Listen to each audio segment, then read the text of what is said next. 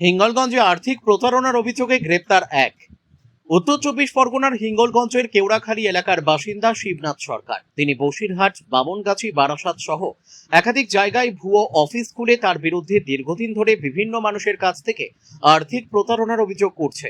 অভিযোগ, dream financial services money is future নামে একটি সংস্থার কর্ণধার পরিচয় দিয়ে তিনি একাধিক ব্যক্তির কাছ থেকে টাকা নিয়েছিলেন। অভিযোগকারীদের দাবি, হিঙ্গলগঞ্জের শেরেরাটি এলাকার বাসিন্দা সঙ্গীতা মণ্ডল শিবনাথের সঙ্গে যুক্ত বিভিন্ন ব্যাংক থেকে লোন দেওয়ার কথা বলে আধার কার্ড সহ বেশ কিছু কাগজপত্র সংগ্রহ করেছিলেন। বসিরহাট এলাকার বেশ কয়েকজনের কাছ থেকে লক্ষ লক্ষ টাকা হাতিয়ে নেওয়ার পর তিনি দীর্ঘদিন পলাতক ছিলেন। মঙ্গলবার তার বাড়িতে কয়েকজন প্রতারিত ব্যক্তি টাকা ফেরতের দাবি নিয়ে উপস্থিত হলে পরিস্থিতি উত্তপ্ত হয়ে ওঠে। পরিস্থিতি সামাল দিতে হিঙ্গলগঞ্জ প্রশাসন শিবনাথ সরকারকে গ্রেপ্তার করে নিয়ে যায়। তার বিরুদ্ধে আরো একাধিক অভিযোগ সামনে আসছে। এর মধ্যে কয়েকজন মহিলার সঙ্গে ঘনিষ্ঠ সম্পর্ক তৈরি করে তাদের কাছ থেকেও টাকা নেওয়ার অভিযোগ রয়েছে। পূর্ণ ঘটনার তদন্ত শুরু করেছে হিঙ্গলগঞ্জ থানা। ঘটনার পূর্ণ তদন্ত এবং প্রতারিতদের টাকা ফেরতের দাবিতে সরব অভিযোগকারীরা। বসিরহাট থেকে প্রদীপ সরকারের রিপোর্ট, বিগ নিউজ বাংলা। টাকা আমি বসিরহাটে একটা অফিস করেছিলাম, ঠিক আছে, মাইক্রো ফিন্যান্সের অফিস করেছিলাম। লাইসেন্সের জন্য অ্যাপ্লাই করা আছে। লাইসেন্সের জন্য মানে আমার লয়ারের সাথে কথা আছে, ঠিক আছে। লয়ার টাইম দিয়েছে 11 মাস।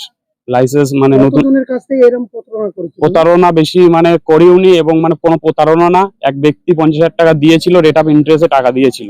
তাকে বলেছিলাম হয়তো 1 সপ্তাহ থেকে 15 দিনের মধ্যে দিয়ে দেবো।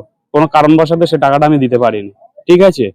এবং উনি আমাকে কন্টিনিউ নিয়ত ফোন করে, ওনার থেকে ডেট নেই, সেই ডেটের মধ্যে টাকাটা দিতে পারি না, ঠিক আছে। তারপরেও কন্টিনিউ আমাকে ফোন করতে থাকে। আমাদের ফোন আমি রিসিভ করি না। কতজনের কাছে নিয়েছো? হ্যাঁ, মোট একজন 50,000 দিয়েছিল, ঠিক আছে। তারপরে এক ব্যক্তির কাছ থেকে নিয়েছিলাম, ওখান থেকেও আমাকে কাছ থেকে টাকা পয়সা নিয়েছে। আমার কাছ থেকে প্রায় আমার সোনার জিনিস ছিল, সোনার জিনিস তো নিয়ে চলে এসছে। আবার সোনার জিনিস বন্ধক রেখে সেখান থেকে 37,000 টাকা বন্ধক দিয়েছিল, সেই টাকাটা পুরো নিয়ে নিয়েছে। এবং আমার ছেলের ফোন বিক্রি করে টাকা নিয়েছে, বাইকটা বিক্রি করে টাকা নিয়ে নিয়েছে। কত টাকা নিয়েছে টোটাল? প্রায় 1 লাখ। কেন দিয়েছিল ওকে?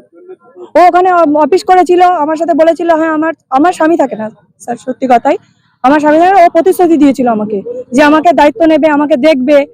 সেই প্রতিশ্রুতিতে ও আমার ওখানে ছিল। থাকার পরে ও বলছে যে আমার এরকম ব্যাংকে সমস্যা হয়েছে, টাকা পাবে, তা তুমি কিছু দাও, আমি তোমাকে রিটার্ন দিয়ে দেবো 2-3 দিনের মধ্যে। এবার ও টাকাটা আর দেয় না, ও ওখান থেকে চলে আসে, এসে আর আমার সাথে যোগাযোগ করে না। আমাদের ফোন ব্লক করে দিয়েছে। আপনার নাম? টুম্পা সরকার। অফিস ছিল, তারপরে আর উনি বলেছিল বারাসাতে অফিস আছে, আর বামনগাছি না কোথায় ওনার অফিস আছে মনে। তুমি জেনে শুনে অফিসে জয়েন করেছিলে? আমি বসিরহাট অফিসটা জেনে শুনে জয়েন করেছিলাম, বাকি তো কোথাও আমি যাইনি। আমি বলি তাহলে কি করে এই পায় দিলেন? দেখুন, আমি তো জানি না যে কোনটা ফ্রড কিংবা কিছু, কিন্তু ওনার বিরুদ্ধে সত্যি কথা বলতে আমার কোনো অ্যালিগেশন নেই, কারণ উনি আমার সাথে কোনোদিন খারাপ বিহেভিয়ার কিছু করেও নি। ওই জন্য আমি ওনার বিরুদ্ধে কোনো অ্যালিগেশন আনতে পারবো। বাট এনারা যেটা বলছে ফাইল এনেছি, হ্যাঁ আমি ফাইল এনেছি, আমি মানছি। বাট আমাকে কাজের জন্য পাঠিয়েছিল ফাইল আনতে, তার জন্য। কিন্তু এনারা যে ফাইলটা দিয়েছে আমার সাথে কথা বলে কিন্তু আমাকে ফাইল দেয়নি।